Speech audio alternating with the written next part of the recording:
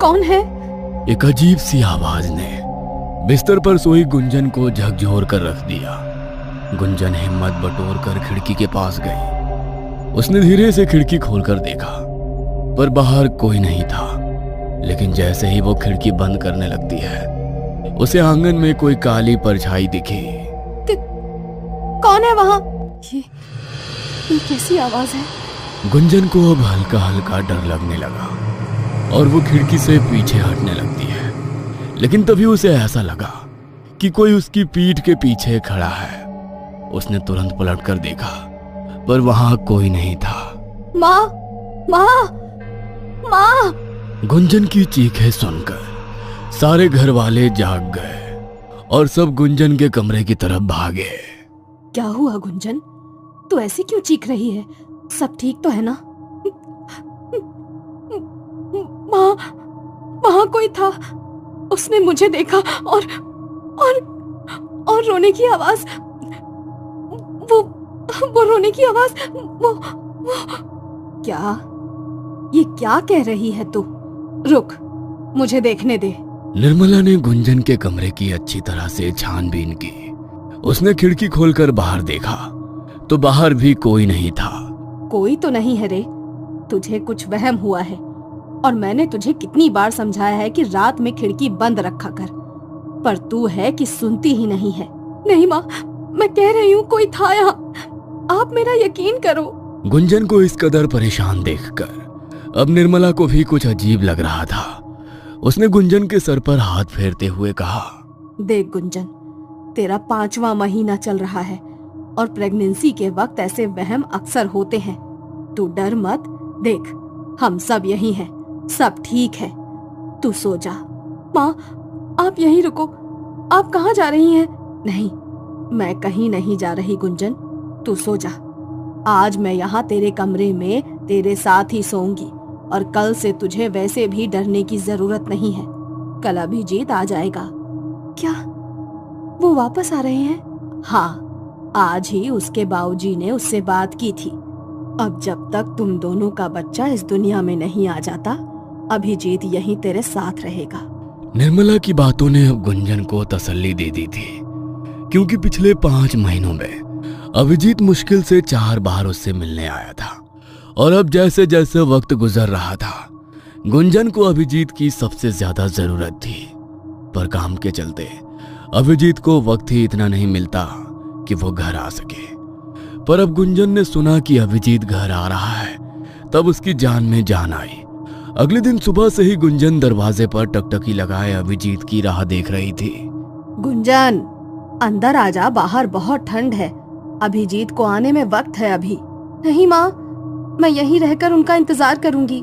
निर्मला ने मुस्कुराते हुए अपने पति की तरफ देखकर कहा, आप ही कुछ कहिए इसे, मेरी तो सुनती ही नहीं है। पागलों की तरह दरवाजे के पास बैठकर उसका इंतजार कर रही है। सब आपस में बातें कर ही रहे थे कि तभी किसी ने दरवाजा खटखटाया। अरे देखो कौन है, लगता है अभिजीत आया है। गुंजन ने जैसे ही अभिजीत को देखा, वो भागकर उसके पास गई और उसके गले लगकर रोने लगी। अरे पगली, अब तो रो क्यों रही है? अब तो मैं आ गया हूं ना, देख। अरे लल्ला, सुबह से तेरी राह देख रही है, ना कुछ खाया है ना पिया है। अब तू ही समझा इसे। ठीक है माँ, अब मैं आ गया हूं ना, अब सब संभाल लूंगा। अभिजीत के आने के बाद से ही गुंजन के चेहरे पर मुस्कुराहट आ गई थी। अब उसे बीती रात के बारे में कुछ भी याद नहीं था। और अब सारा दिन अच्छे से बिताने के बाद फिर रात हो गई।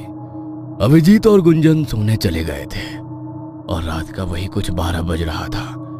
तभी एक आवाज से गुंजन की नींद टूट गई। कौन है? कौन है? माँ, माँ आओ ना मेरे पास। माँ। गुंजन के कानों में बार बार एक बच्चे की आवाज गूंज रही थी, जैसे वो उसे अपनी तरफ बुला रहा हो। थोड़ी देर बाद ही गुंजन को एक परछाई दिखी और वो उसके पीछे पीछे चल दी। उस वक्त गुंजन अपने होश में नहीं थी। वो पागलों की तरह उस परछाई के पीछे चल रही थी और चलते चलते वह घर के आंगन में पहुंच गई। तभी उसका भ्रम टूटा और उसकी आंखों के सामने जो था उसे देखकर उसकी चीख निकल गई। बचाओ बचाओ, ये लाल कदमों के निशान, ये खून। चीखते चीखते गुंजन वहीं आंगन में बेहोश होकर गिर गई। जब सारे घर वाले बाहर आए और उन्होंने इस तरह गुंजन को बेहोश पड़े देखा तो सब हैरान रह गए।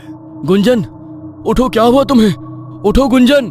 लल्ला, तू तो उसके साथ ही सोया था ना, फिर ये यहाँ कैसे? मुझे नहीं मालूम माँ, गुंजन बाहर कब आई? मैं तो सोया हुआ था। अब छोड़िए ये सब, पहले इसको अंदर ले चलते हैं। सब गुंजन को कमरे में लाकर उसे होश में लाने की कोशिश करने लगे। थोड़ी देर बाद जब गुंजन को होश आया तो फिर वो उन्हीं लाल कदमों के निशान के बारे में बात कर रही थी। वो लाल निशान, वो खून, वो बच्चा। क्या कह रही हो गुंजन? कौन सा बच्चा, कौन से कदमों के निशान? कुछ नहीं है यहाँ। और तुम इतनी रात गए आंगन में क्या करने गई थी? वो बच्चा। कौन सा बच्चा गुंजन? अपने घर में कोई बच्चा नहीं है।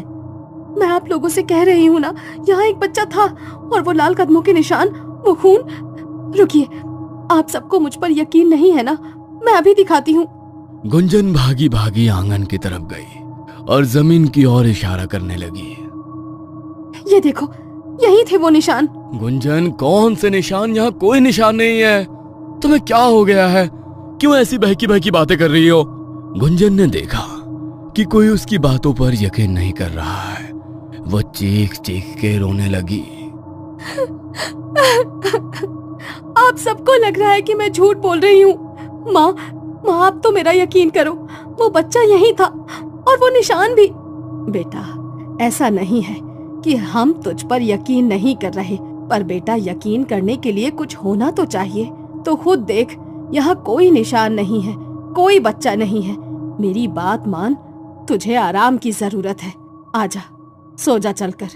नहीं, मुझे कहीं नहीं जाना। जब तक आप लोग मेरी बात नहीं मान लेते, मुझे कहीं नहीं जाना। ये क्या पागलपन है गुंजन? बच्चों जैसी जिद मत करो और चलो यहाँ से। सब गुंजन को अंदर ले जाने की कोशिश कर ही रहे थे, तभी अचानक उसके पेट में तेज दर्द होने लगा। 5 महीने की प्रेग्नेंट गुंजन का पेट अब अच्छा खासा फूल गया था और समझ में भी आने लगा था। अचानक गुंजन को महसूस होने लगा जैसे उसके पेट में कोई हलचल हो रही हो।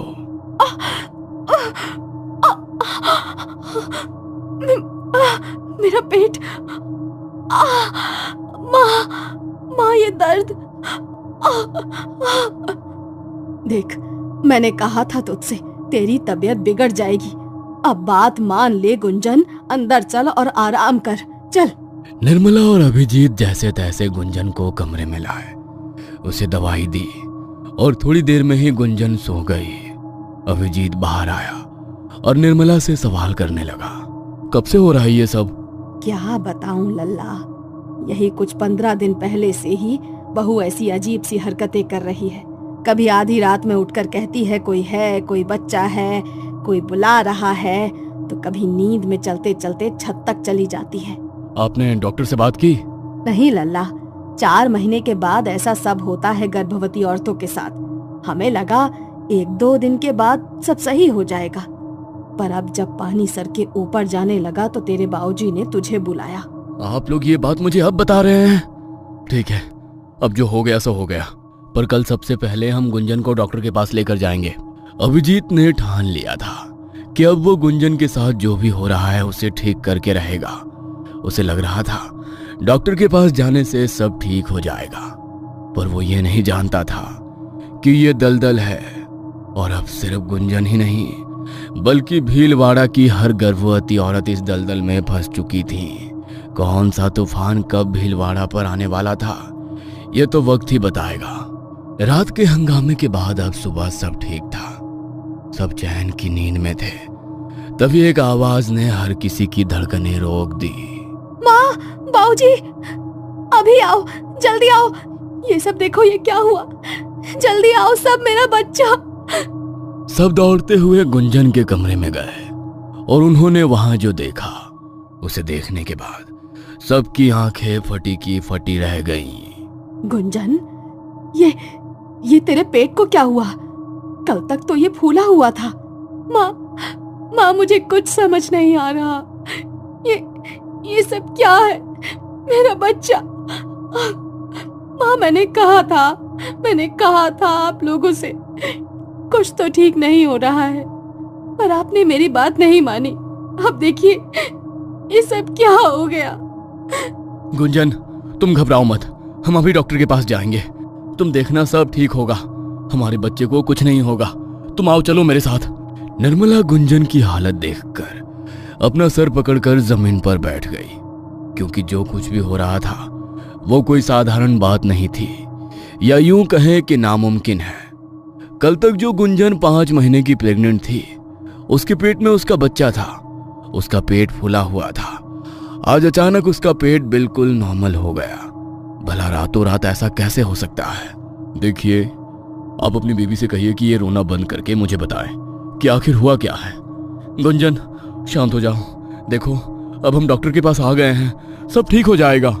डॉक्टर, क्या बताऊं अब? कल तक मेरे पेट में एक बच्चा था, मैं माँ बनने वाली थी, और आज देखिए मेरा पेट ये बिल्कुल नॉर्मल हो गया है।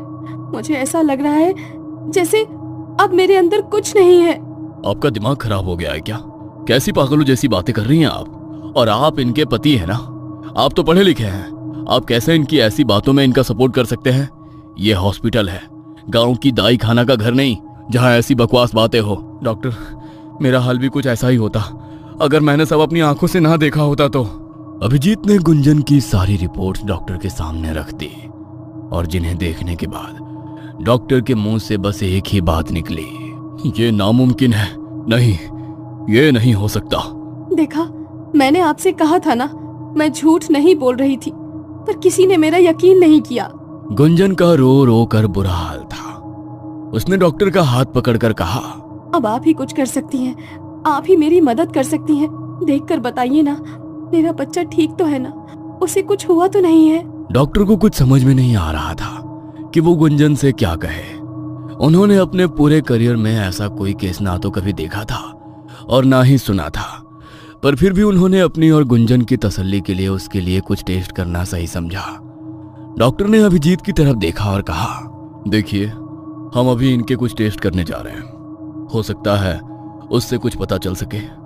आपको जो करना है करिए, बस एक बार ये बता दीजिए, मेरा बच्चा और गुंजन तो बिल्कुल ठीक है ना? उन्हें तो कुछ नहीं हुआ है ना?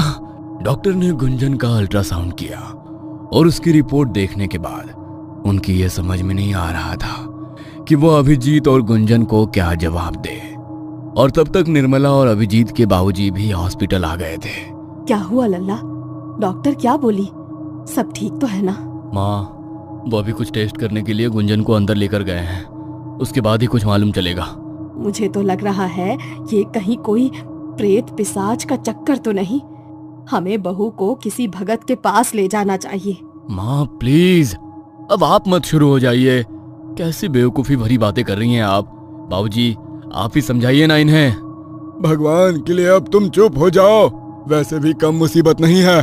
सब आपस में बातें कर ही रहे थे कि तभी डॉक्टर अंदर से गुंजन को साथ लेकर आया।